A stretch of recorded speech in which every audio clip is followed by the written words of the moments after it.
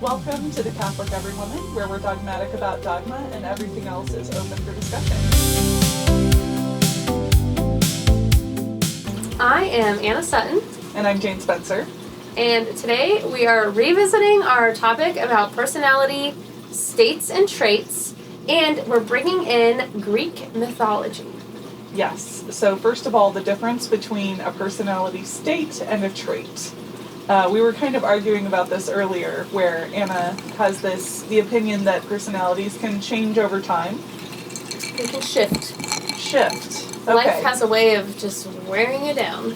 Okay, yeah. And so I would say states absolutely can shift, right? We have a state of depression, a state of emergency, and that can last a couple days, couple weeks, whatever it might be. But a trait, a personality trait, is something that we're typically born with, and it develops over time, but it's not something that will fundamentally change. What do you think?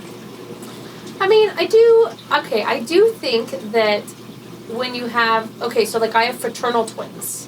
So this is kind of an interesting way to notice this, because they grew in the same womb, they've had the same food, they have the same schedule, but they are definitely, different people. You can see they have fundamentally different personalities. Yeah. But at the same time as I say that, I think about, myself when I was younger compared to myself now, and I'm I don't know, I feel like my personality has changed. Interesting. Okay, so I think I would ask, has your personality changed, or have your life circumstances changed so that you're bringing out different qualities, or you're required to develop certain qualities in order to adapt to the needs of the moment? I think it's required to develop, because if you think about the saints, they always talk about no, maybe not the saints. If you think about holiness, true holiness is being kind of a balance of everything.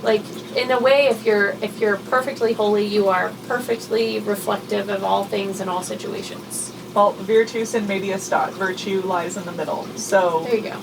having a balance between two extremes is virtuous, so that makes sense that it would be holiness. Yeah, so maybe I've developed other traits. I've developed things that were great weaknesses before, but now they're strengths because I had to grow into them. Oh, okay. But I also feel like there are downsides that come with that.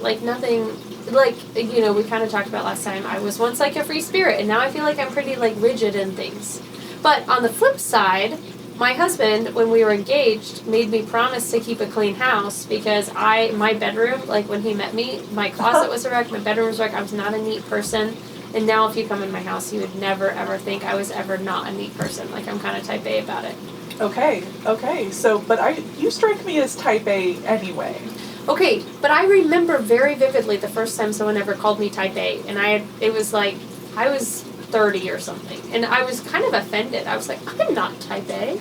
Okay. I'm fun-loving. And then I thought about it, and I was I'm fun and relaxed. Maybe I am type A.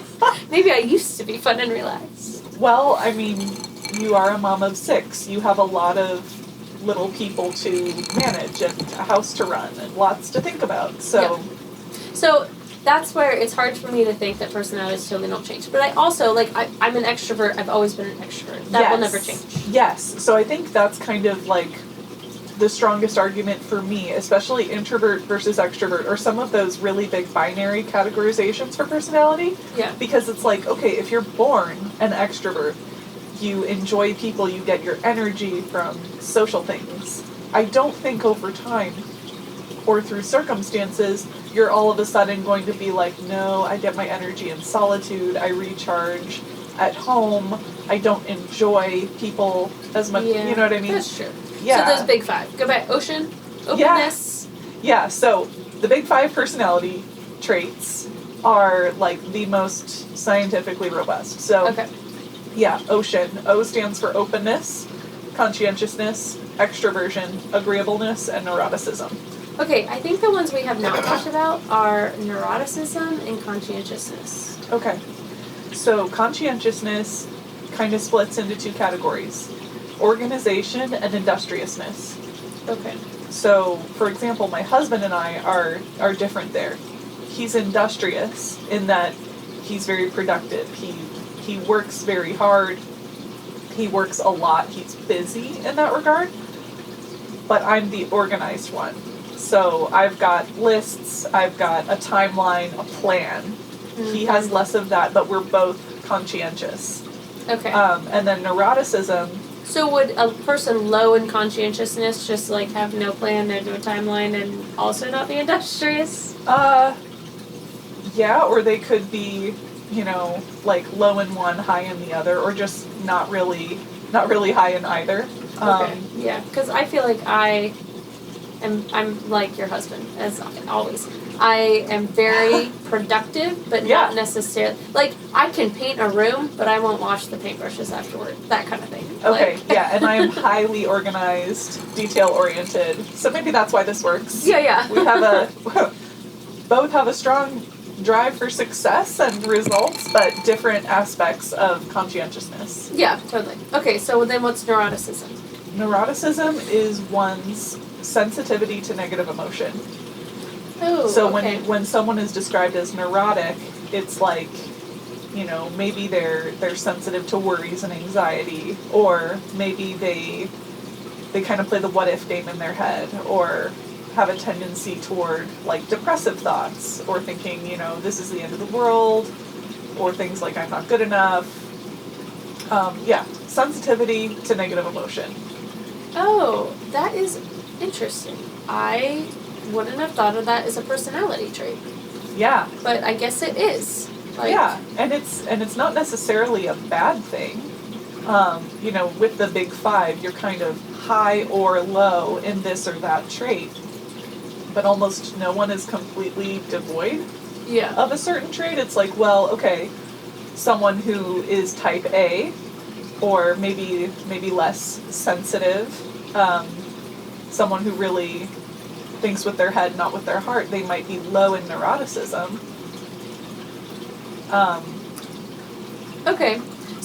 So you're, I guess maybe we can agree that the big five maybe don't change that much, but you can grow, but those things can become more or less apparent throughout your life, or you can grow and like learn to be a certain way that you weren't before because your life demands it of you. Totally. And you should grow. I mean, people should change. We're not stagnant. Yeah, it's super important to know thyself, right? Yeah. And so if you know, hey, I'm kind of high in neuroticism, and I'm causing problems not just for myself, but for my friends and my spouse and my family, okay, then that's a trait that needs to be worked on. Yeah. Which is maybe where myths come in. Yes. Okay, so that would be the next thing. Why are we talking about Greek mythology?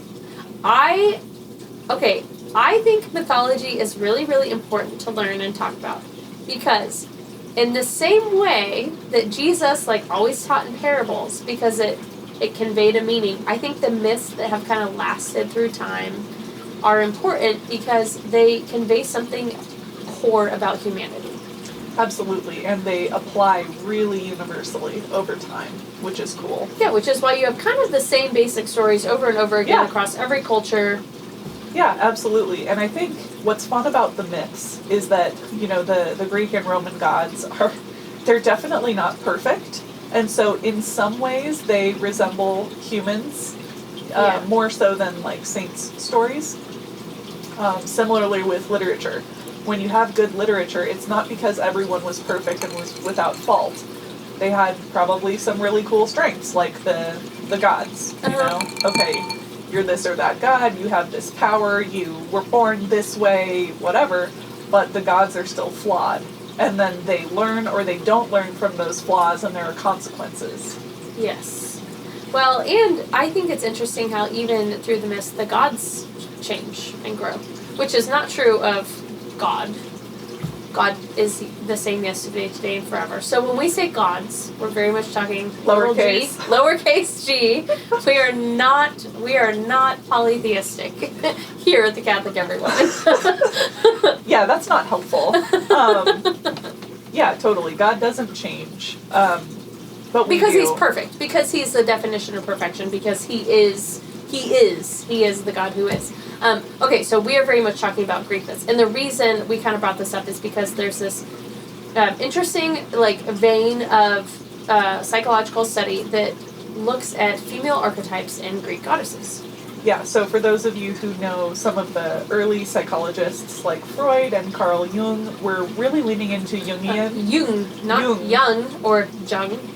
No, As those of us who didn't have a master's and maybe just read it on a sheet of paper might say. hey, it's okay to mispronounce things because you read them. I think that's good. Yeah, Jung, Carl Jung. He's the one that defined the archetypes and like the shadow persona. Yeah. Okay, so we are looking at, so what we're kind of gonna do, this episode we're just gonna talk about like the major, or the first few major goddess archetypes, but what we want to do is then draw those parallels to biblical women, because in the same way that the Greek goddesses exist through time because they tell us something about ourselves, these major women in the Bible are major characters because they tell us something about ourselves. Like, you look at the genealogy of Jesus, there's kind of random women thrown in there. And I've always loved that because it's like, why did God include, is it like Tamar, who was like a prostitute, but she was also like a convert, you know, she recognized the power of God, she saved the Jewish messengers? Yeah. They came into, do you not know this story? Nope, not at all. You're such a cat. I'm sorry. No, I read like the big ones, Ruth, Esther, Judith. Okay, so Tamar was, although in my last episode I confidently talked about Ruth, and then later I was like, that was Esther, that was not Ruth. And I was like, yeah, sure. Totally agreed. Going with it, yeah. She was a prostitute who lived in the walls of the city of Jericho. So when the Israelites were traveling, there were two men, and they came in to spy, and she helped them. Oh, yes. I just didn't know her name. Oh, okay, there you go. Yeah. Yeah. So she's in the genealogy of Jesus. Okay. Ruth is in the genealogy of Jesus. So there's these interesting kind of people where they're definitely not perfect, and they're, I don't know, it's just curious, the major Bible character, like the major characters, like really when you look at the Old Testament, the one major Bible character that you're like, oh, this seems like a really godly person, is like Old Testament Joseph. I'm talking Old Testament, where he's like kind of good through and through. He's really doesn't have big flaws. He's amazing. Chaste. Yeah. Yeah. One of my favorites, and he's great. But like everyone else is kind of a mess, and it's interesting that this is like the heritage of God Himself. Yes, and I it's love our that. heritage. I think it's super inspiring that Christ was born of a lineage of fallen people. He wasn't, he wasn't born from a lineage of just saints with their, hands folded looking up to the sky. Yeah. I think makes Jesus a lot more relatable. Oh yeah. But also so this was Anna's idea. Anna's idea was to bring, how do we connect these really useful archetypes of the Greek goddesses to something more, tangible for us Catholics? And to something biblical, because Scripture does matter. I mean, Scripture is the Word of God. Yeah, absolutely. And I think we love the women of the Bible. Oh, yeah. But we really want to get into it. You Yeah. know, like, take it apart and really see, how did they look like an Artemis or an Athena or a Hestia or a Hera? Mm-hmm. And also see, like, maybe where they fell short. Yeah.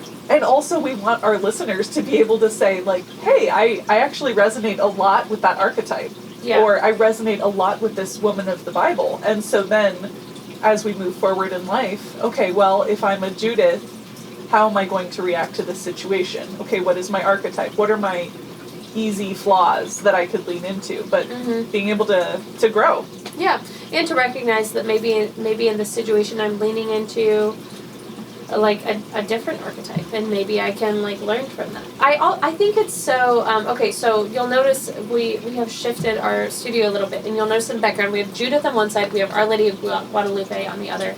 These were both major in my conversion, and I'm the person who hung the art, so that's what we got. Yeah, which is great. And we need to get your people major. All I can say is that back there behind me is a whale bone.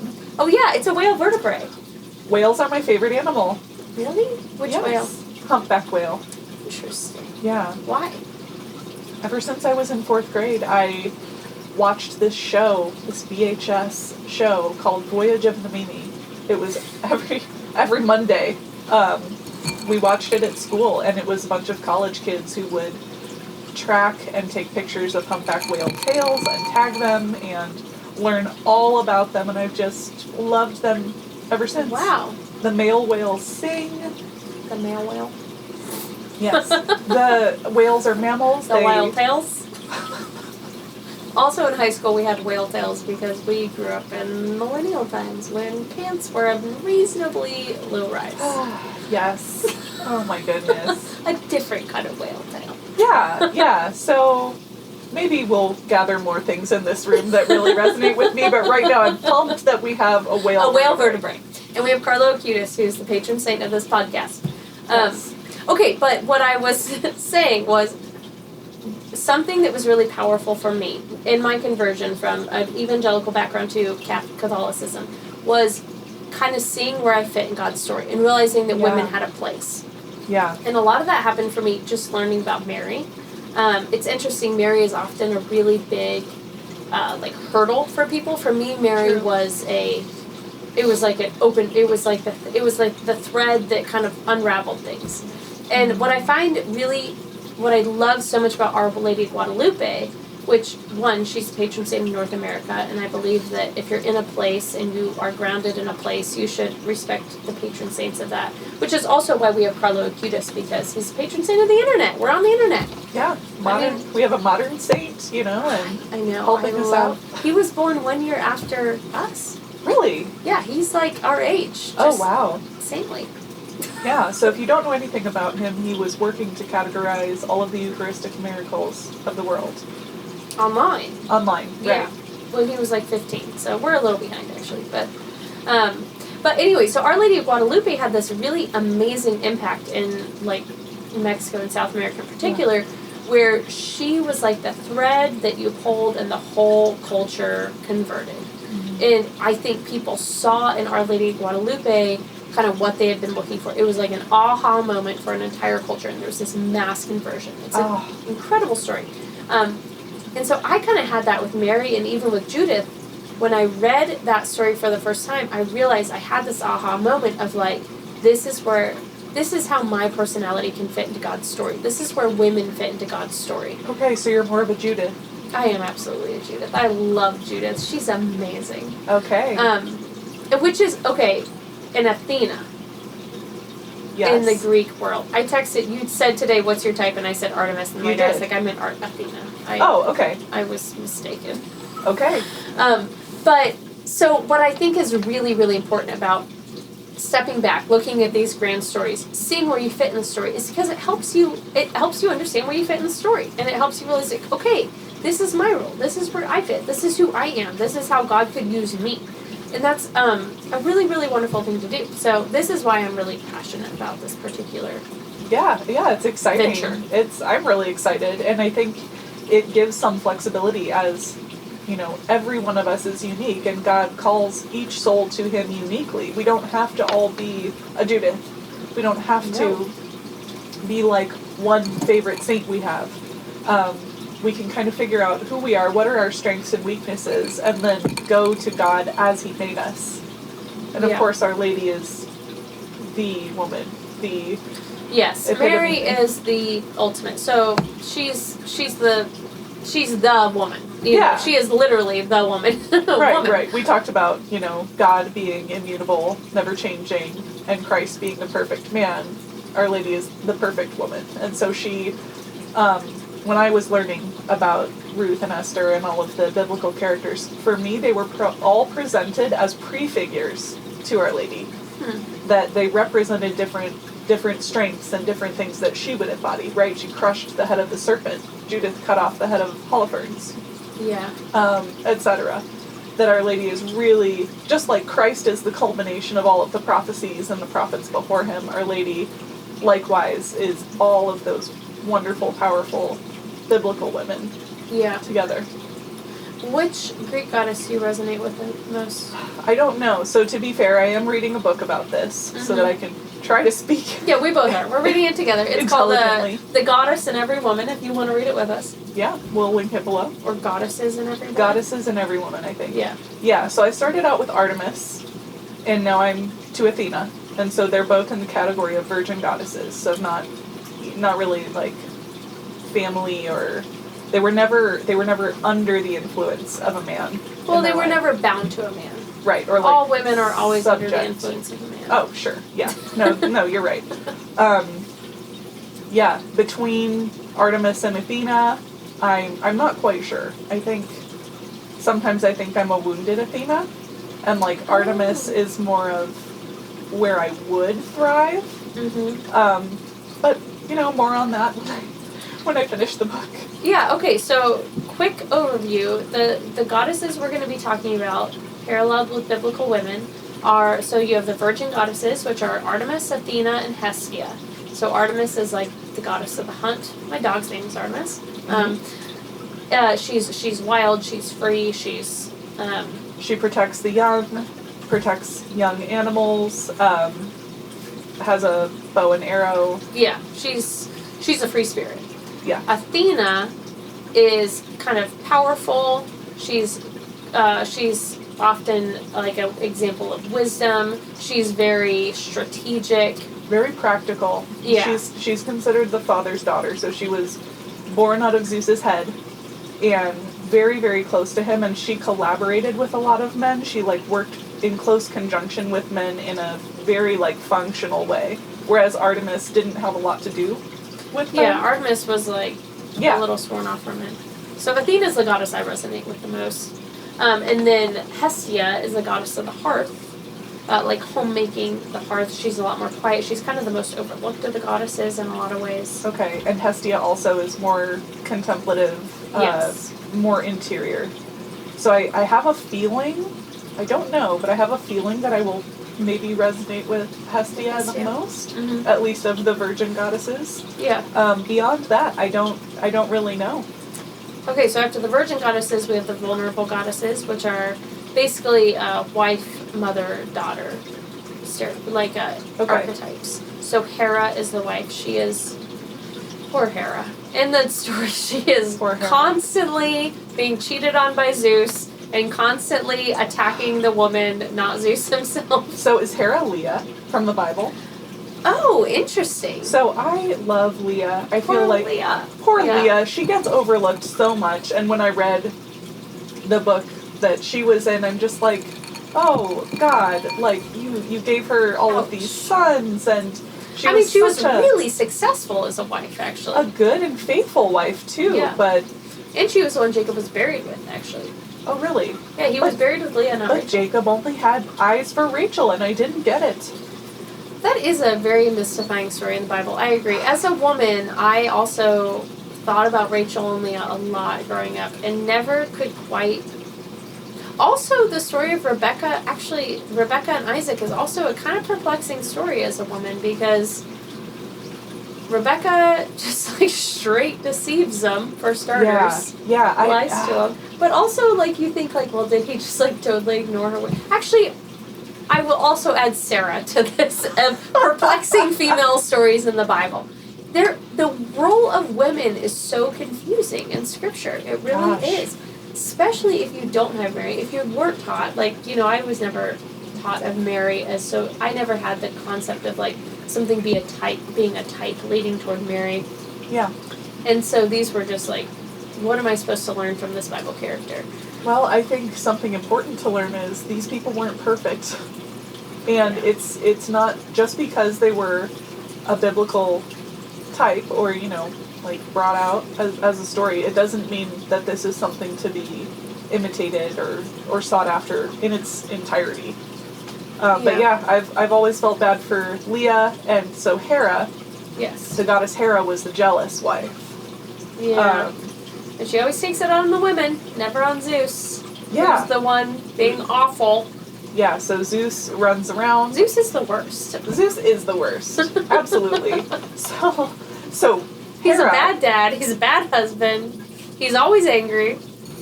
Yeah, and yet he's like the king of the gods, right? Isn't he the, yeah. Yeah, he is. Yeah, so we will dissect each of these. Yeah, so we're going to dissect each of these. We're going to talk about how the archetype can parallel with the biblical archetypes. Not because we think the Greek goddesses are on the same level as biblical women, but because it's important to understand how humans have understood women through time. Yeah. What are the roles of women? What have the roles of women been all through time? Yeah, and I think it adds, more to the conversation than just the temperaments. Yeah. I'm not a huge fan. You're not. I am. I actually like the temperaments. I'm going to just say, I know you know more than me, but I like the temperaments. No, it's not, no. Gosh.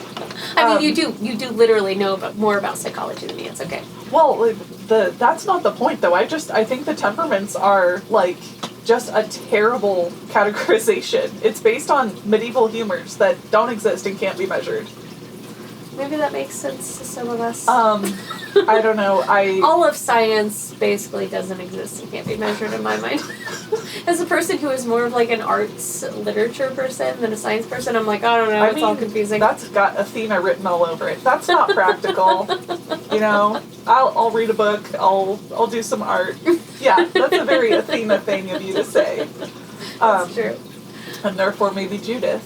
I know. Well, Judith got shit done. That's what I love. Okay, so this is what I love in biblical women, and actually I would say I resonate more with Tamar, Bathsheba, who I have questions about but theories about. We can talk more about Bathsheba. I would love to. The women, Abigail in the Old Testament. You don't know any of this?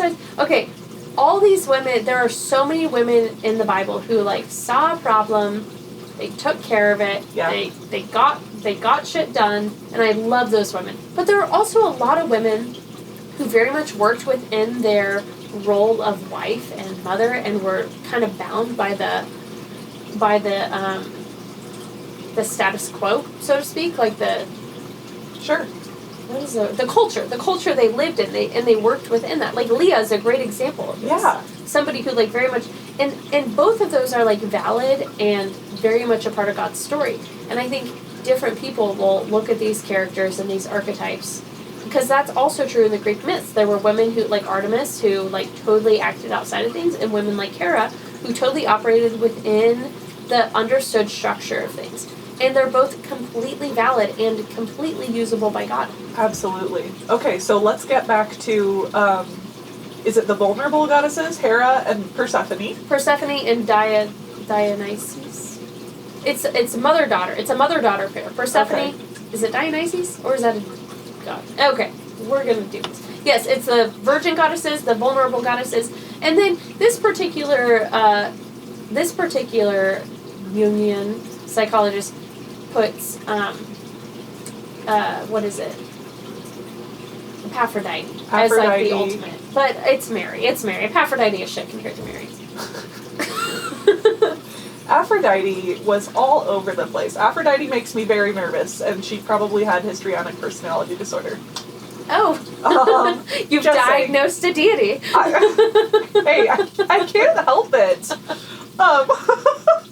Okay, so there's Aphrodite, and then are there two more in that category? No, there's only 7. There's 6 vulnerable, 6 virgin, and then the Aphrodite 7th by is herself. Yeah, she's the one who's very much in and out. She's independent and always connected to a man, which I do think is probably a legitimate type in our culture. But the purified, perfect example of that is Mary, because she's the mother of Jesus, but also a virgin, and she's, the queen of heaven, but also not technically, she's separate from Joseph. Yeah. Yeah, no, Aphrodite was very fruitful. Our Lady, of course, is also very fruitful. Yeah. The church is fruitful. Yeah, but Aphrodite had weaknesses, big weaknesses. I mean, yeah, she was a brat. I know, isn't that so interesting that they would worship these deities who were so imperfect? Maybe because Christ hadn't come yet, and so they needed something, they needed myths that they could resonate with and ask intercession for, who they could kind of, relate to. Yeah. And because there was no concept of confession or forgiveness or redemption. So if even the gods were imperfect, maybe that was a way to kind of cope with their shame or their own guilt for being imperfect people. Yeah, I mean, that is the beauty of Christ, that he is we can utterly relate to him. He's 100% human, and he's also completely perfect and 100% God. I mean, it's perfection. It is, and that's why we're Catholic. And that's why we're Catholic. It makes sense. Yeah, and this is why we're the Catholic Everywoman, not the pagan Everywoman. Right, and the Everywoman, because even you and I represent very different aspects of womanhood. Yeah. Okay, so we're so excited about this series. We'll be back next week. We're going to start with the Virgin Goddesses. Yep. And we can't wait to hear what you guys think about this. Please tell us in the comments. Thanks. St. Carlo Cutis. Pray for us.